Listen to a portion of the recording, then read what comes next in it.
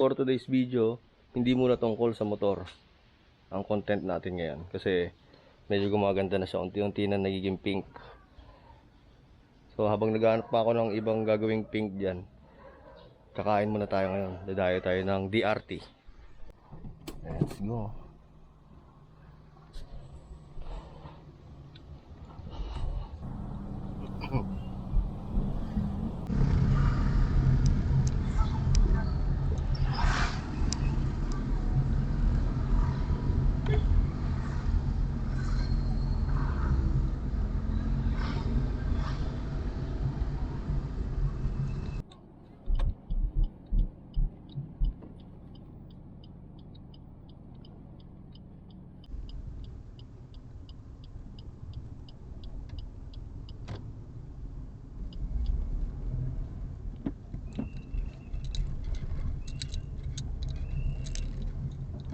Meron na si Jose Rizal dito sa City Hall ng San Jose del Monte.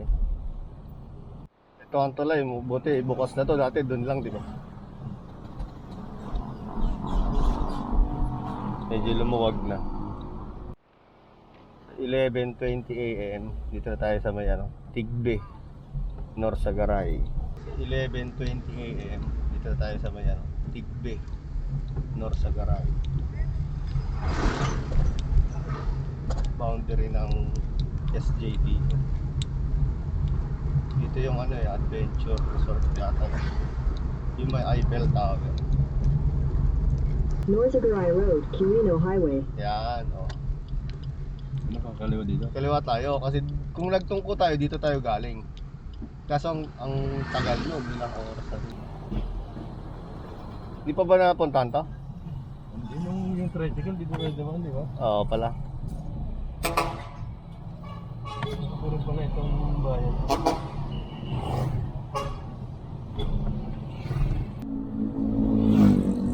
Angat, Bulacan. Maluwag na dito.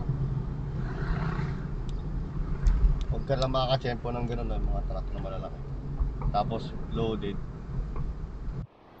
Dito sa bayan ng Angat, yan o ganyan, laging traffic talaga. Dito yung simbahan.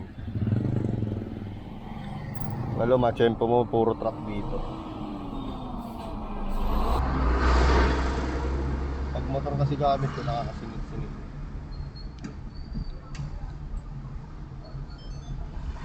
Dito ay kakanan na tayo.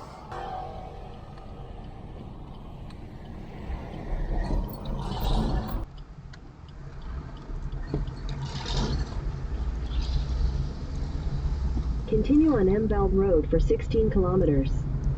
16 kilometers na lang, nandun na tayo sa LA Rest House and Cafe. Kaya maganda dito magmotor. Masigsag din pala dito. Yung paligid mo puro puno. Ano yung DRT.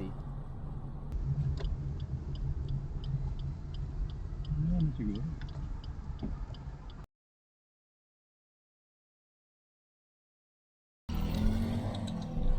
Surang ko lang. Doon sa kita yung DRT. Kulang pang thumbnail sa YouTube. Patayin ko muna.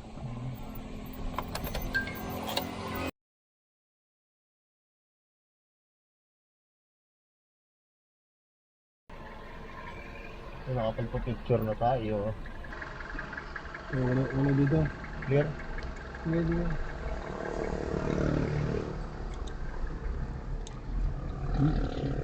Pinto. Parang nasa ibang lugar tayo Sanay ako sa Bulacan, puro lubak Pero dito sa DRT Bulacan, grabe walang walang kalubak-lubak. Dito mura lang ang lupa siguro no? Pero ngayon wala. O baka may 500 per square meter dito. Dati nung una daw, pero ngayon mahal. Hindi ko, baka meron pa, pero banda dun sa liblib. Dito yung subdivide Ha? Parang nasa-subdivide na ito. Ito yung ganito yung nakikita sa Facebook na yung nagbebenta ng mga dito, subdivided. Yun daw, puro akyatan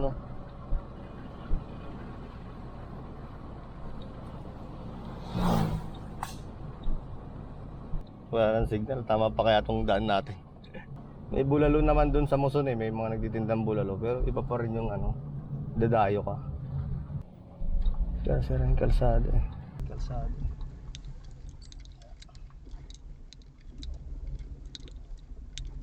Ito yung turn left na sinasabi, di ba?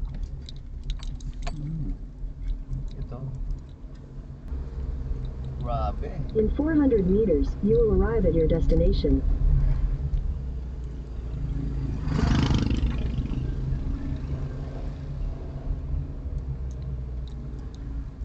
Grabe ang tarik.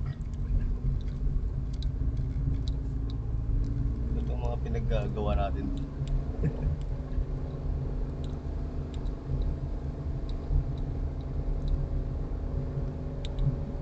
May wala naman pala.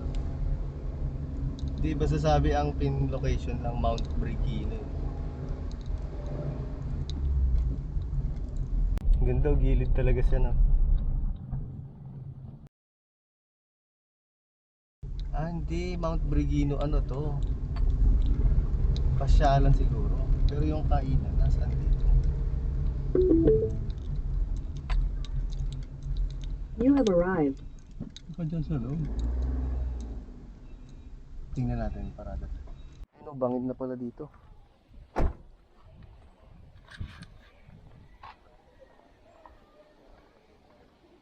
Sir, saan yung LA? Saan yung LA? Ah, pataas pa. Sige. Doon pa pala. Banda rin pa? Doon pa lang, pataas pa. Parking ng Mount Brigino to. Basta yung LA? LA Rest House. LA. Yung kainan? Ah, sige. Ah, thank you.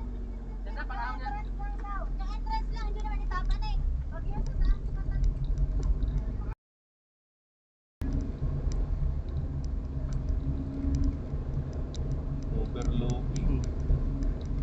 Dito lang daw pag-ahon eh. Punta ilang ahon ba to?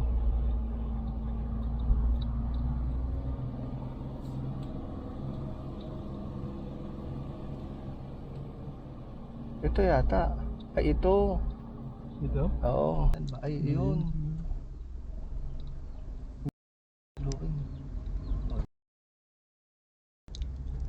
Baka ito. Ito nga, ito. Sa picture eh. Yun pala. Doon sa may lilim siguro. Saan ba tayo? Dito na siguro. Dito na lang. Diyan, igilid mo dyan, oh. Okay na po dito. Ito ba? Sabi lang na gusto si Maray dumadaan. Ah, pwede ba ibaba dyan yung... Okay lang, sure.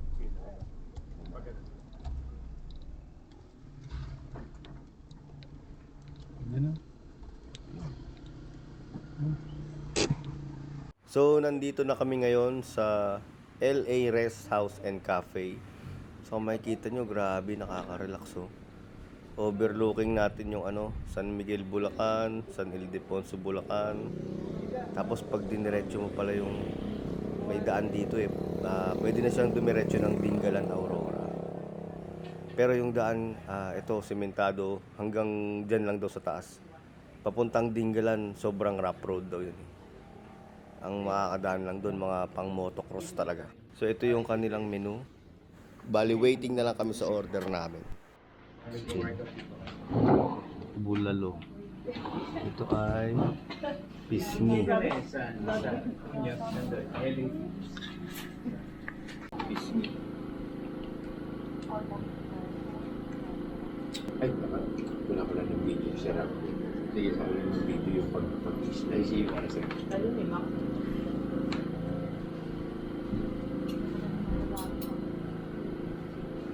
Tara pa.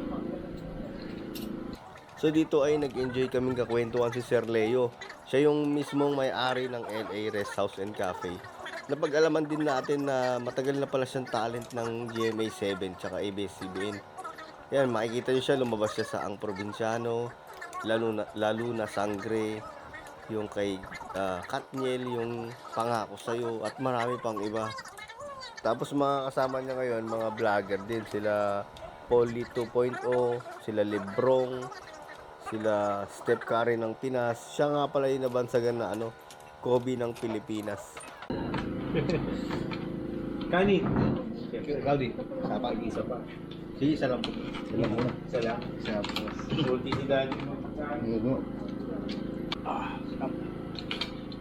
Ito, bone marrow to?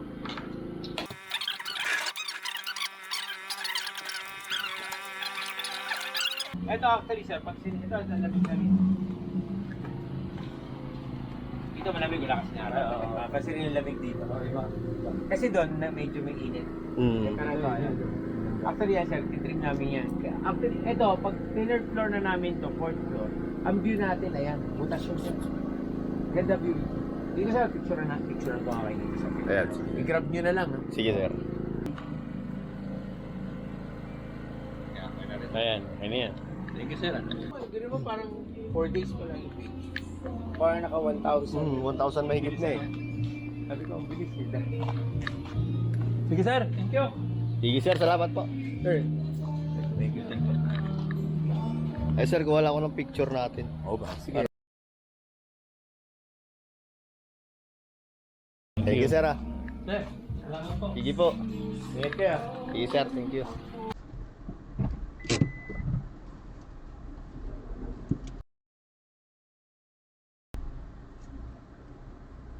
Nalog naman ah.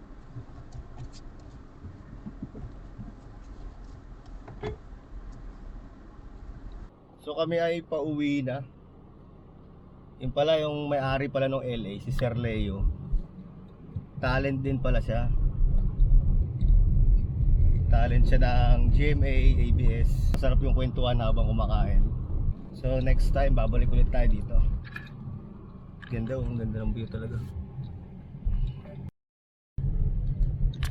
Ngayon ay 3:30 PM na, nakabalik na tayo ng Muson, San Jose del Monte, Bulacan. Pero grabe, busog na busog kami. Sobrang solid nung bulalo nila, tsaka yung sinigang na pisngi ng baboy. Di lang namin naabutan eh, not available na daw yung tuna pa nga. Yung inihaw na tuna pa nga. Pero syempre, babalik at babalik kami dyan. Kasi unang-una, grabe, nakaka-relax yung paligid. Kung makikita nyo ng personal yan. Kaya ano pa hinihintay nyo kung mapapanood nyo itong video na to? Puntahan nyo na, dayuhin nyo na yung LA Rest House and Cafe sa DRT Bulacan.